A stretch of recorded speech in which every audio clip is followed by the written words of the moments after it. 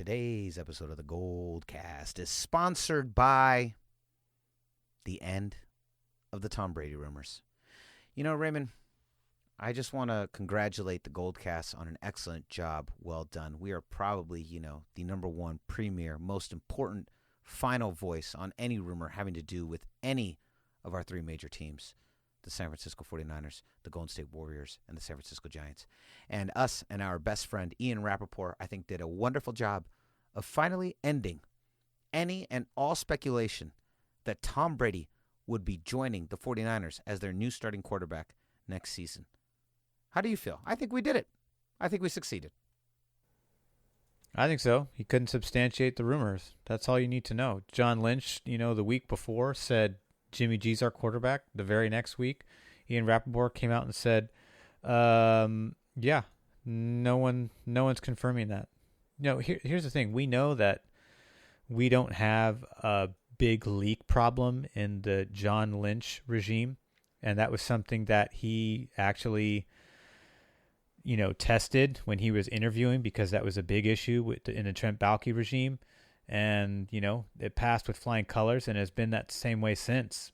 And most of the things that have been rumored at the Niners have either been true by design or have been completely false, because as we know, as we stated last week, Toms only help other Toms. They don't help Niners. They don't help Jimmies.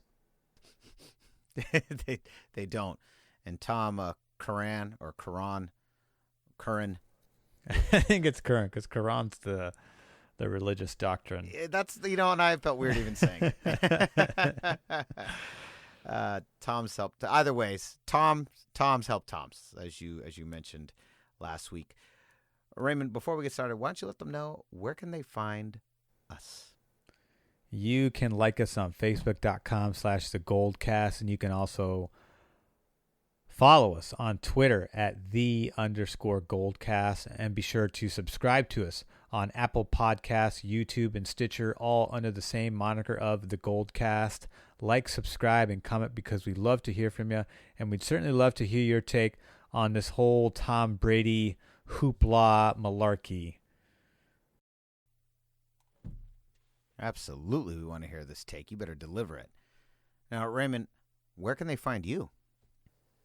You can find me on Twitter at Ray Solis and Instagram at Ray Solis1. Yeah, and you can find me on Instagram and Twitter. And guess what? I changed my handle. I am Rudy Third. I am Rudy Third. I can't get I am Rudy 3, because apparently that's a bridge too far. That's too risky. Maybe one day I'll get famous enough that I can bump off whoever is the I am Rudy 3 guys. Because Lord knows they don't have any followers. No one's listening to them talk.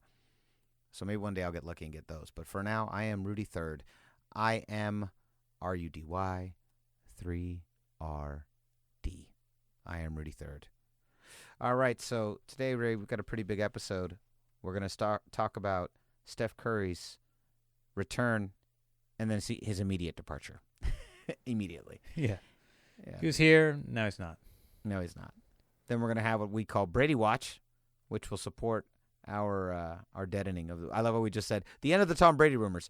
Our second segment, Tom Brady Watch, and then our final segment that we're really excited about, called Unstoppability.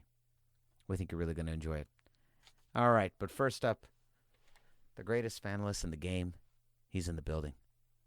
Your professor of fanalism. He's here with the app on his desk. Class is in session. Let's go. San Francisco, are you ready? This is the GoldCast.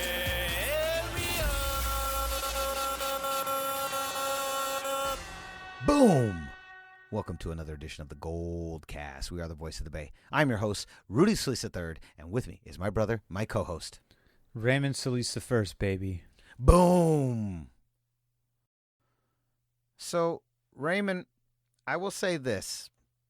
The best part about Steph Curry returning was just the fact that we finally had some good news again in the post-2 Super Bowl loss era of the 49ers. I can't believe I actually exist in a universe where the 49ers have been to 7 Super Bowls and lost 2 back-to-back in a row. Now, obviously not two in the same 2 back-to-back seasons, and I want to make this emphasis because our father, the unofficial 4th member of the GoldCast, Rudy Solis Jr., loves to point out to me that he goes, why do you always say they lost 2 in a row? They didn't go 2 years in a row.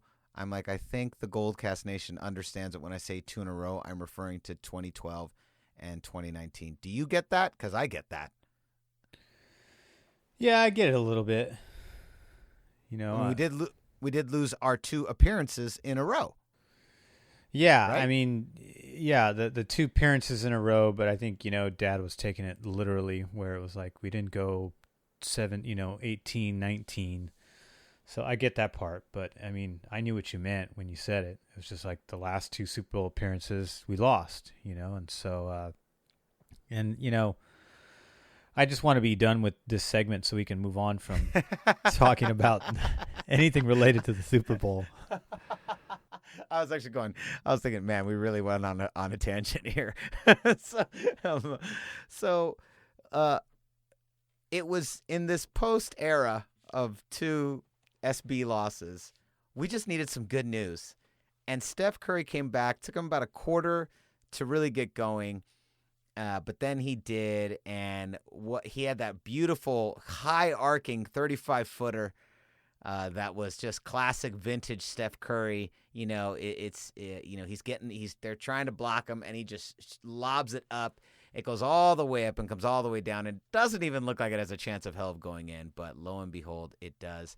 And he really kind of sparked this team, and it just gave us the first really good news of 2020 for I think Bay Area sports fans. I think it was finally delivering something to us that made it, just gave us some good news and gave us something to root again. And it was nice to see one of our big Warriors players back, and I thought it really was uplifting for the city. They were wearing the San Francisco jerseys. It said San Francisco Warriors on the emblem in the center again, as it's done all year. I never get tired of this. And it was just a really nice feeling for one night last week on Thursday. Before we move on to the next bit of what happened, how did you feel after that game?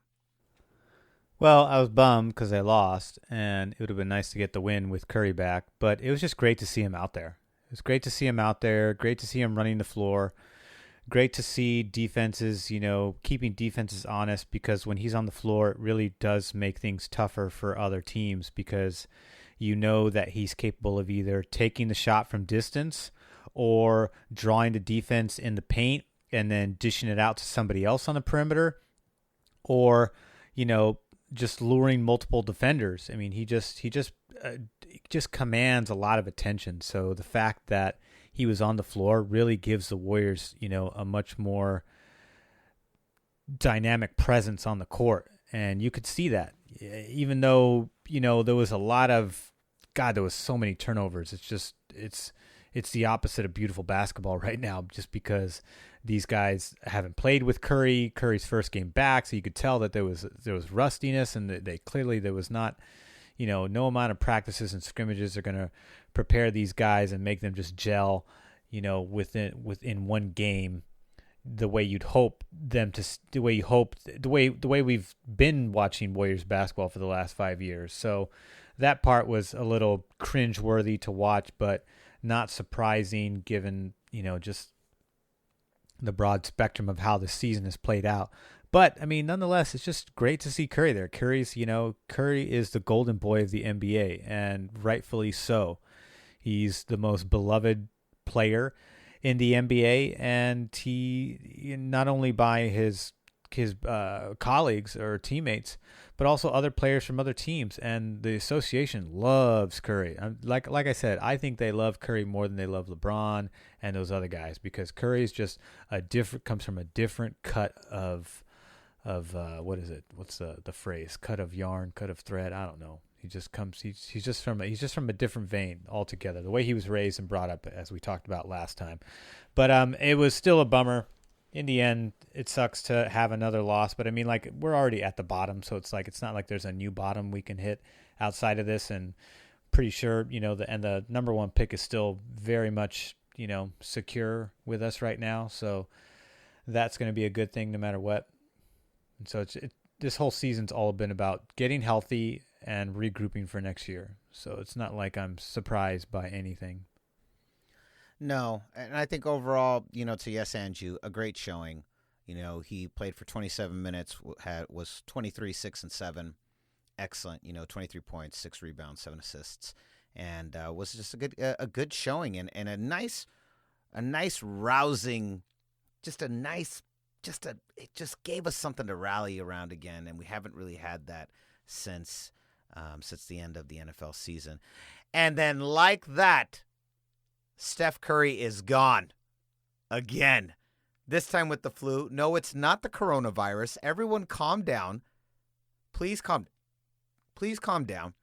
It is not the coronavirus. He does not have the coronavirus. He has the flu. He's fine. But obviously, he did not play at the following game. We played the Sixers, defeated the Sixers with a no-name Warriors team. Man, if you're from Philly, I think you really have to be disappointed with this overall team, this Sixers team. Joel Embiid just seems to refuse to take the necessary steps to get to the next level. This is just a team that really struggles with gelling. I don't know. And now they lose to the Warriors, and it did feel a little bit like Curry had kind of reinvigorated this team, and that carried over. And but now we go into having to face the Clippers tomorrow on Tuesday here or there in San Francisco at the Chase Center, and it doesn't look like Curry will most likely be back. That's what happens when you got a coronavirus going on, and everyone freaks out when you just have a simple flu. It's like, go inside. I mean, even in my job, people are doing the elbow bumps with me. No one's shaking my hand, and it's hard because I know the CDC gave out that message, so it's hard for me to remember, to be cognizant of the precautions that they're asking everyone to do. But boy, does everybody else remember. And one guy was offended. It's like someone at my work was offended. He's like, I shook his hand. And he's like, at least someone's shaking my hand today. It's like, okay, man. It's like, it's not personal. It's not personal. I definitely have had people that go, nope, not shaking hands, not shaking hands. They've done the whole hands up by the shoulders, like, hey, watch what the hands are, like you're wielding a deadly weapon. Yes, which I find kind of funny. I'm with you, and I keep forgetting because my gut instinct is to shake everyone's hand. So I'm with you. He does not have the coronavirus, but like that, he's gone. It's like the end of, like the end of The Usual Suspects. So hopefully we'll get you back, Steph, because it was so fun to watch him, and he made Warriors basketball fun to watch. It was like you had mentioned, he was a little off, and the team was struggling to find a rhythm, but they kind of fell into sync. And the best part was seeing the Warriors really rally in that third quarter against the Raptors. That was pretty exciting. They outscored them 33-27. And it really looked like for a moment that the Warriors maybe they could gain some ground on this, but it's all right. It's until right. What is his sister's Curry's sister's boyfriend or fiance? What's his name? Lee. He had back to back turn. God, he was atrocious in that third. Damian Lee. Yes. Yeah, I know. Damian Lee, just all types of little baby deer out there, little baby Bambi. Just flailing all over the place. Man. Wiggins played good, though. He came alive. He had 3 threes in the second half, 2 in the third quarter. I'll tell you what, Ray. Here's what I like, and we've talked about this ad nauseum, and we're going to talk about it again. Here's what I like about this, is that the Warriors next year, Draymond's back, Clay's back, Steph's back, Kevon Looney's back. We've got the Wiggins. We've got Eric Pascal.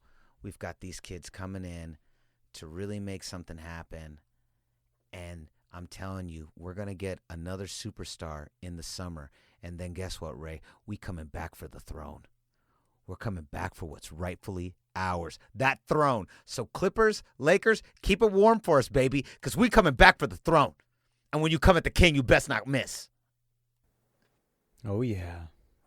Next year is going to be great. That second unit's going to be so polished, And the first unit, the big three with, I'm assuming Kevon Looney, and I'm not sure who plays that last position. So check this out. Let's move on to our Tom Brady watch.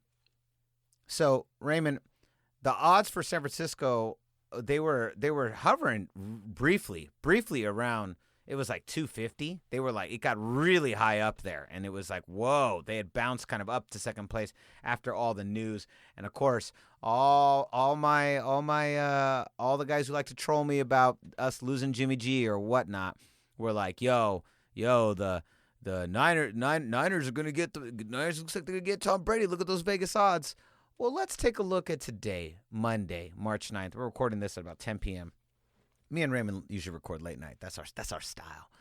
So, Raymond, I'm looking at the odds right now, and lo and behold, our best friend Ian Rappaport, not actually our best friend, if it's your first time listening to the GoldCast, our best friend Ian Rappaport, he came out and he said, hey, listen, I'm telling everybody this. I'm particularly telling the fans of the GoldCast this is not a thing.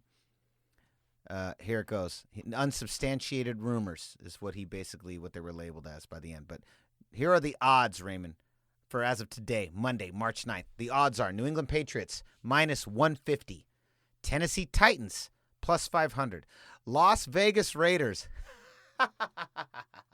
It makes me laugh to see that name, Las Vegas Raiders. Plus 600. Los Angeles Chargers, plus 600. San Francisco 49ers, plus 700. And then behind them, we've got the Buccaneers at plus 1,200, the Colts at plus 1,400, the Bears at plus 33, the Cowboys at plus 33, the Miami Dolphins at plus 3,300. Just shocking. Those are, sorry, for the Bucks, the Colts, Bears, Cowboys, Dolphins, I was saying 1,200, 1,400, 3,300, 3,300, 3,300. How those last three teams are even in the race. I'll tell you what his best bet is, Raymond. His best bet's to stay with New England. But I'll tell you what his second best bet is, and I'm surprised it's sitting here at plus 1,400. I'm saying some Indianapolis Colts, baby. Get them Colts, baby. Yeah, they would drop Jacoby Brissett. They drafted Jacoby Brissett. Colts. Straight up trade. Give me Jacoby. I'll give you Tom. Colts, man. I'm telling you. Colts, I think, are the only team that's one quarterback away. We really think the Chargers are in play. And some person said because he just launched a film company out here in L.A. that the Chargers are in play. Come on. First of all, do we really think the Chargers are one quarterback away from a Super Bowl? I do not. Guess who he has to play twice a year? He has to play the Kansas City Chiefs. That's not going to make his life fun. We already know about the Niners. It's not happening. I'm not even touching that subject. The Raiders, would he really go to the Raiders? Do we, again, similar to the Chargers, do we really think that both these teams are one quarterback away from making this happen? And if they think they're one quarterback away from making this happen, do we think that both those teams are prepared right now to defeat the Kansas City Chiefs, led by Patrick Mahomes? I don't agree, man. I'm telling you, the Indianapolis Colts, they're one quarterback away. There's my unstoppability take. There's your hot take. Put some pancakes on that, crack some eggs, and eat it. Because I think the Chiefs are going to be good next year. I don't know if they'll repeat, but I think Mahomes I know is going to have a fire in him because he knows he didn't play very well in the Super Bowl, and he's going to be itching to, at least for him. I can't speak for the rest of the team, but I know he's going to want to get back to the big show and prove that he can play a lot better than he did. Well, he won, and he got the MVP, so I don't know how bad he's hurting today. I don't give a shit. Don't mean shit in my book. Oh, my goodness. Oh, that was funny. Now that, Ray, that was some funny stuff. Yeah, so the Niners have dropped pretty significantly. We're now sitting... As of today, 1, 2, 3, 4, 5. We are the fifth. That's why the odds are so high for those of you who are crazy enough to bet, because Vegas wants you to do that. They want you. They want you. Remember, they're trying to make money on the probability of it happening and the probability of it not happening. They're trying to double end this stuff. Yeah, 100%. Yeah, just because it shows up on Vegas doesn't mean it's likely to happen. In this case, with Tom Brady coming to the Niners, remember Vegas Vegas is trying to make money. So just because it's on the board doesn't automatically mean that it has a higher probability of happening. In fact, in this case, based on where it's positioned, it has a higher probability of not happening. But if it does happen, that's why you get a high payout, because the likelihood is very low that he comes to the Niners. Therefore, if it does happen, you're going to get a nice payout.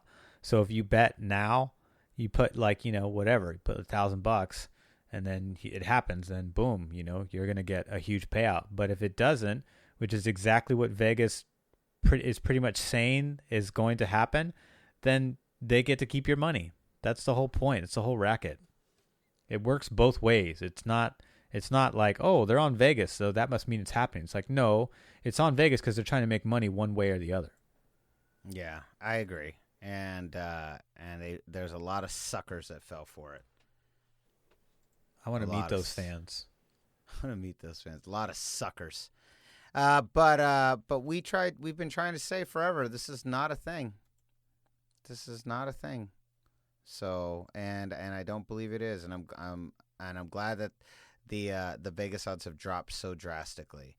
And I think everyone's going to feel real dumb.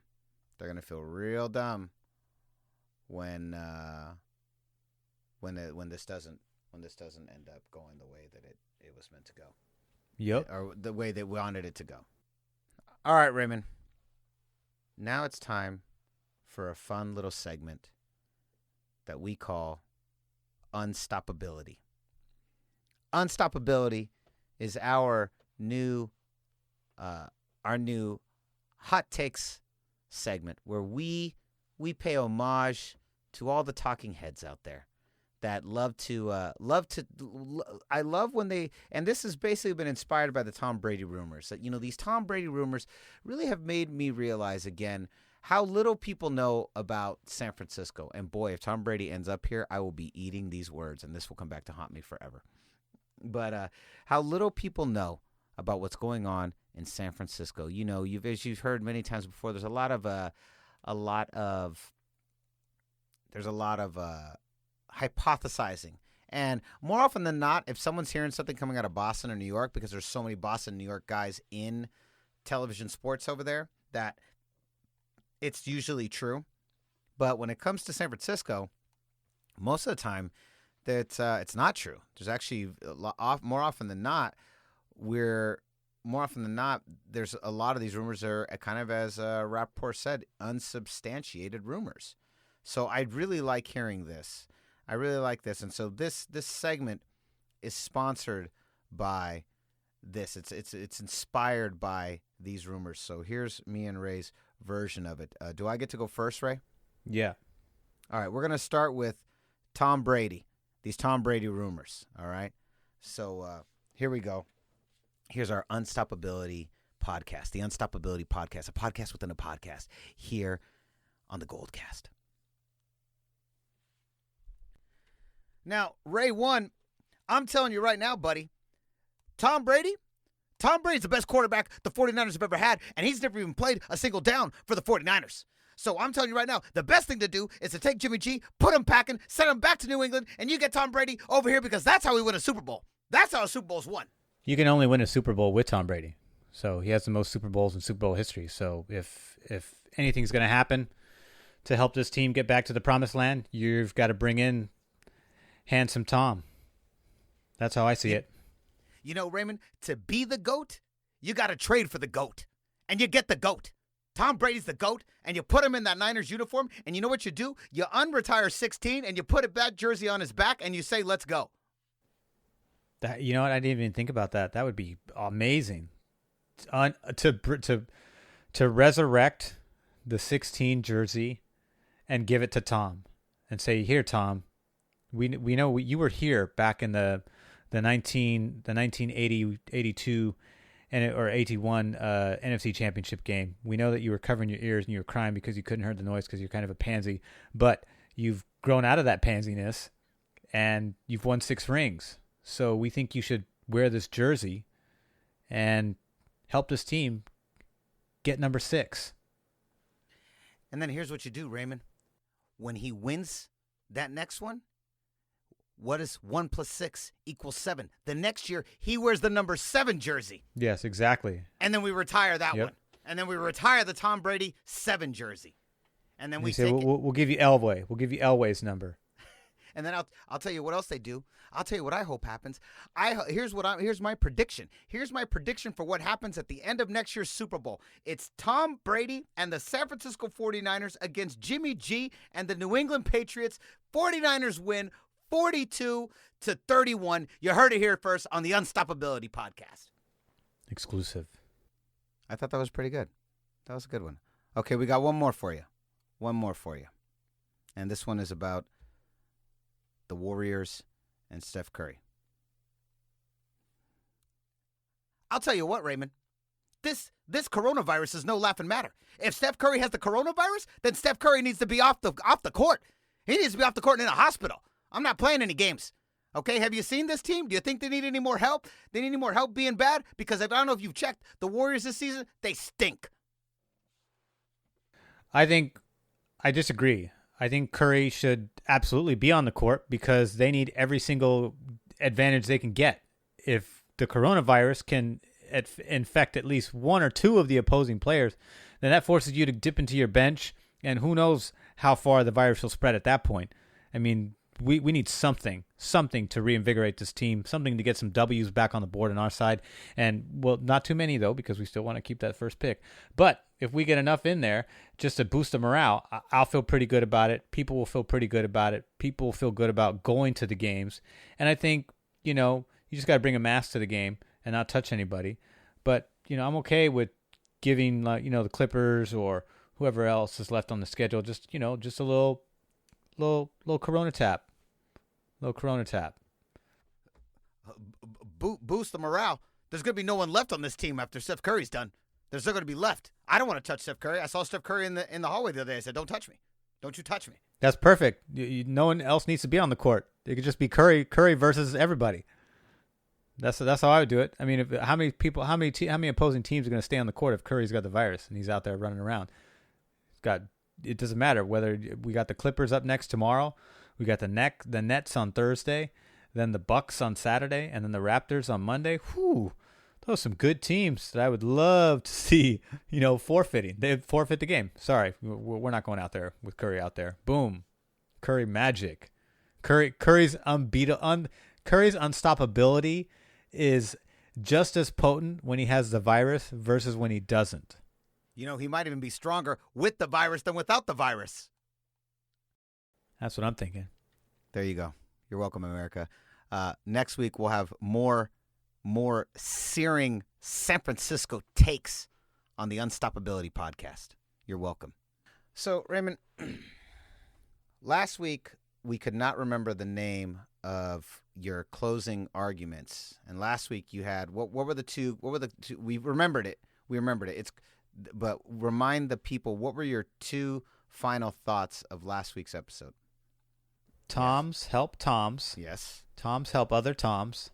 In reference to Tom Curran helping Tom Brady with all the rumors. Yep.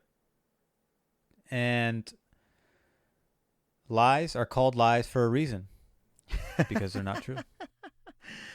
And Raymond, what are we calling this segment? This is the GoldCast Big Brain Take. That's right. This is the Big Brain Take. So, Raymond, what is your big brain take today after the events that have unfolded in Bay Area sports for the last several days? What is your big brain take today? So, when I really focus... When you put your big brain on... Pointing it? Yes. When I put my frontal lobe to work...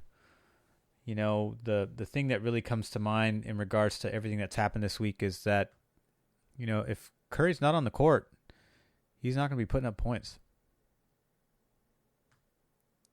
Think about it. Think about that. If Curry's not on the court, he's not going to score many points. Keep that in mind, GoldCast Nation. Keep that in mind, sports world, because that's the world that we're living in right now. So don't fool yourself. That is Ray's Big Brain Take.